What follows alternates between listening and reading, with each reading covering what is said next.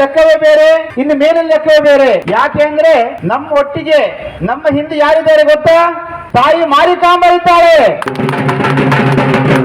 ಯಾವ ಹೋರಾಟಕ್ಕೆ, ಯಾವ ಉದ್ದೇಶಕ್ಕೆ ದೇವರ ಆಶೀರ್ವಾದ ಇರುತ್ತೋ ಅದು 100ಕ್ಕೆ 100ರಷ್ಟು ಯಶಸ್ವಿ ಆಗತ್ತೆ ಅನ್ನೋದ್ರಲ್ಲಿ ಯಾವುದೇ ಸಂಶಯ ಇಲ್ಲ. ಹಾಗೆಯೇ ಬಂಧುಗಳೇ, ನಮ್ಮ ಹೋರಾಟ ಕದಂಬ ಕನ್ನಡ ಜಿಲ್ಲೆ ಆಗಬೇಕು. ಯಾಕೆ ಅಂತಂದ್ರೆ ಎಷ್ಟೋ ಜನ ಈ ದುಃಖ ಅನುಭವಿಸ್ತಾ ಇರ್ತೀರಿ. ಪ್ರತಿಯೊಂದು ಕೆಲಸಕ್ಕೂ ಕೂಡ ನಾವು ಕಾವಲಕ್ಕೆ ಹೋಗ್ಬೇಕು.